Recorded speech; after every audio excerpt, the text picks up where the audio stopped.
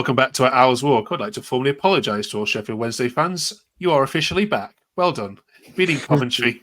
Andrew's happy. Matt's happy. Glyn's happy. And most importantly, that wonderful, wonderful black shirt has been redeemed. Welcome to our Hour's Walk. It's the quickest and most comprehensive view of all things Sheffield Wednesday on the internet. It's also the maddest 20 minutes you'll ever listen to. Let's roll the titles.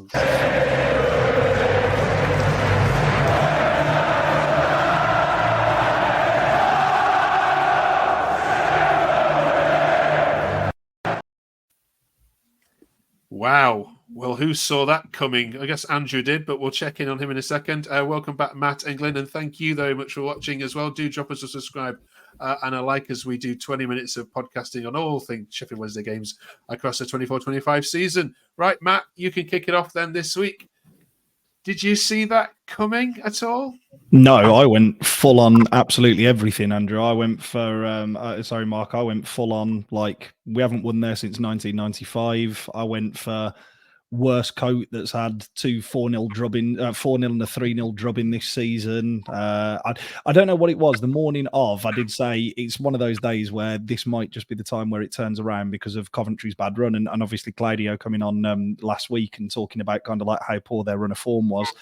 But no, we never get anything at Coventry. In the amount of times that I've gone to Coventry and been stood in that away end, thinking, get me out of here. I went twice last year. I saw both the home games as well, and it was pitiful in terms of displays last year. Saturday was the exact opposite of all of that, and it was, it's a wonderful result, really wonderful result, and what an important week it has been for Sheffield Wednesday.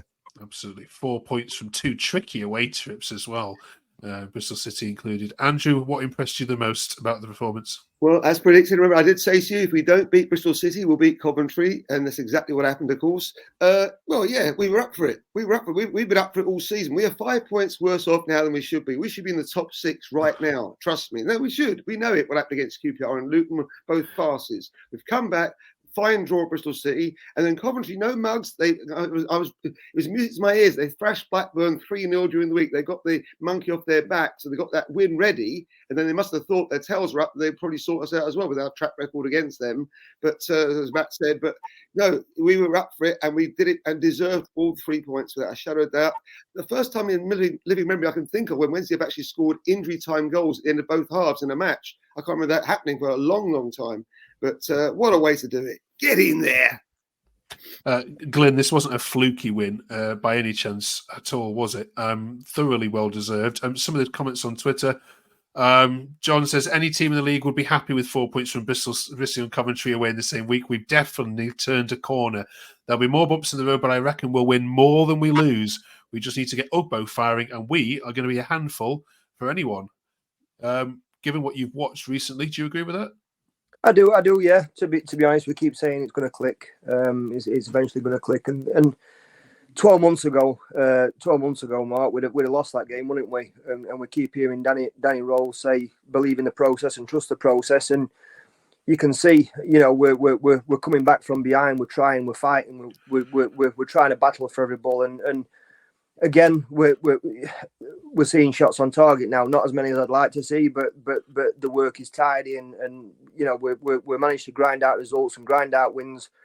The result against Bristol, it was awful to watch, to be quite honest. But it was a point away from home. Again, a little bit of a foundation to build from, and then we took it to Coventry and won. So. As I say, week in, week out, in Danny we trust, and you can see little by little we're getting there, definitely. Okay.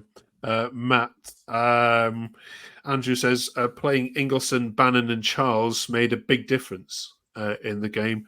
What a win. Coventry are normally bad games for us. Just talk us through that combination of Bannon, Ingleson and Charles. Is Andrew got a point there? Is this now the trio we need to see? I think Bannon and Charles is a must. I know, Glyn, you picked him for the player of the month for obviously September, and it was 100% the right pick. I cannot overemphasize how important Shay Charles is to this football team, because it has freed up our most creative outlet on the pitch. We are playing in a division where everybody tells us that you can't play 2 in midfield, and actually you have to have 3 in there. He has proved that he is a 20-year-old lad in terms of like everything that his birth certificate says, but he plays like a 28, 29-year-old. He's so good. In terms of Ingleson, personally, I think that the Olaf Kabacki's is when fit, it's probably his shirt to lose at the minute. I think it's Kabacki's shirt to lose rather than Ingleson kind of marking the performance. But I think the front 3, which was a total change at the weekend, in terms of Jenny Gassama, Jamal Lowe and Svante Ingleson, did their jobs, did exactly what was asked of them for the first 60 minutes and wore them down.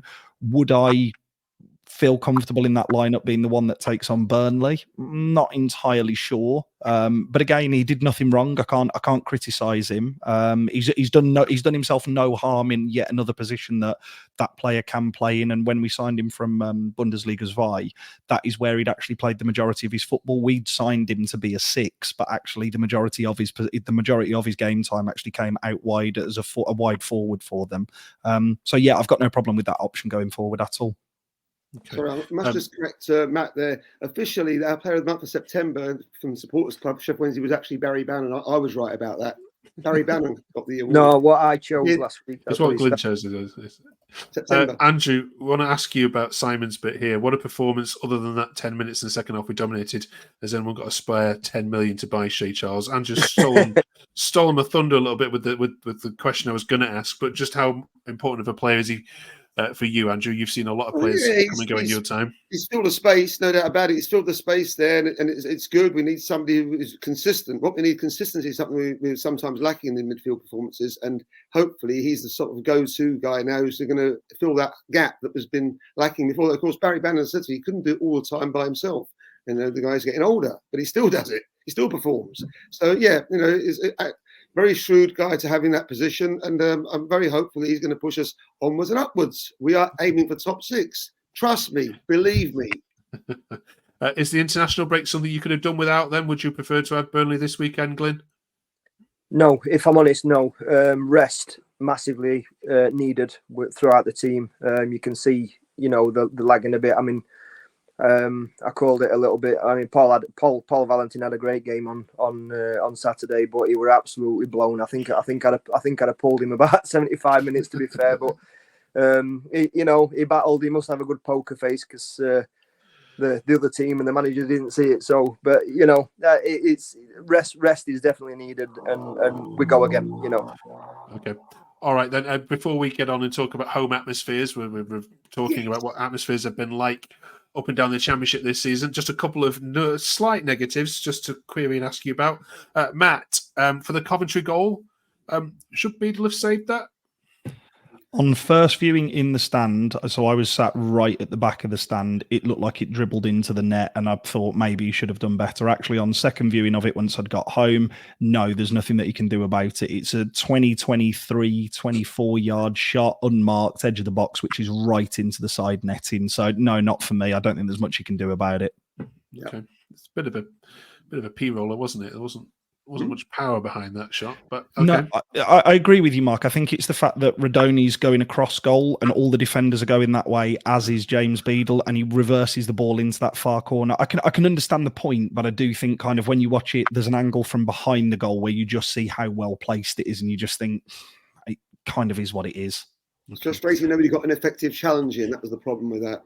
Frustrating. And you won't agree with this one, and neither do I, but I'll read it out for devil's advocate's sake. Coventry fans weren't happy with Danny Ross' behaviour after the final whistle, because instead of staying on the touchline to shake hands with Mark Robbins, he what can only be described as theatrically ran down to the away fans and celebrated down there. As Sheffield Wednesday fans, you wouldn't have an issue with that, of course you wouldn't, but did he step over the line in that behaviour, Andrew?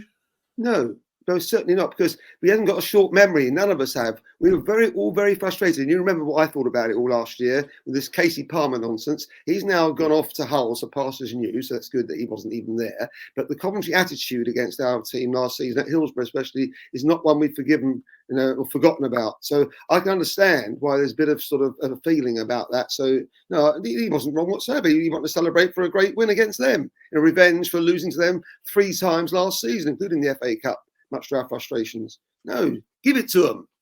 Okay. All right. I knew I wasn't going to get you on that one. All right, then. Atmospheres, then. We've spoken to Leeds. We've spoken to your arch enemy. We've spoken to Sunderland. We've spoken to Hull and Norwich, and all saying that atmospheres are a little bit flat up and down the Championship this season. So I wanted to ask you guys who would obviously attend Hillsborough regularly what it's been like at one of the most famous stadiums in the Championship for atmosphere.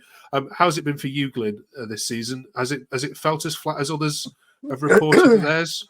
I think there's been a lot going on, Mark. So it's if we fall back to the Carlos era, the Hillsborough was absolutely rocking. The band was bouncing, the fans. It was pretty much 29,000 week in, week out, and whether that's due to ticket pricing, shirt pricing, what's going on in the background at Hillsborough has took fans away. But I don't think the band's as loud as what they used to be either.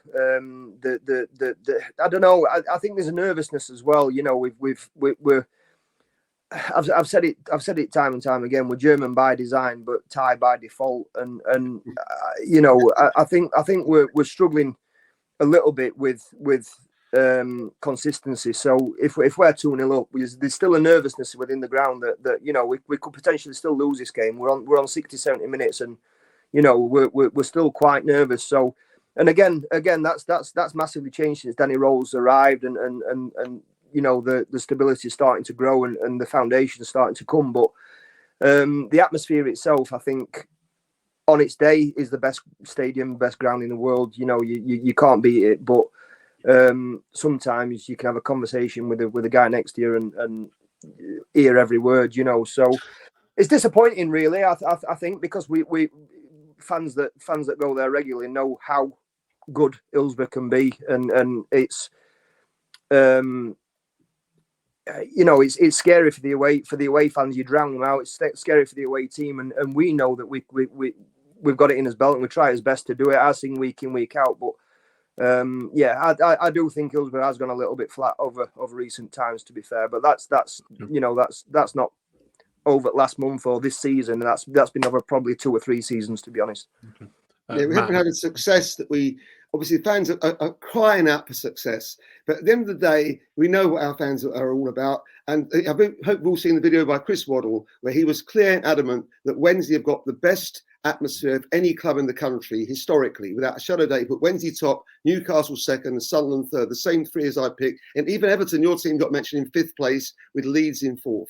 And he's spot on, Chris Waddle. And they'll come back. We start winning consistently, that noise will be rocking again at Hillsborough. You watch. Matt, briefly, your view on it? I think the atmosphere at Hillsborough at times is appalling, if I'm being completely honest. I think at times we are an incredibly reactive fan base. And when the chips are down and the team needs us as fans, we turn up in droves and we make an awful lot of noise, and we make it a very uncomfortable place to be. The problem is that we've set such a high benchmark in terms of the one of the games to get us promoted, in terms of Peterborough in the semi-final. The atmosphere will never, in my lifetime, I'm convinced the atmosphere will never be as good ever again.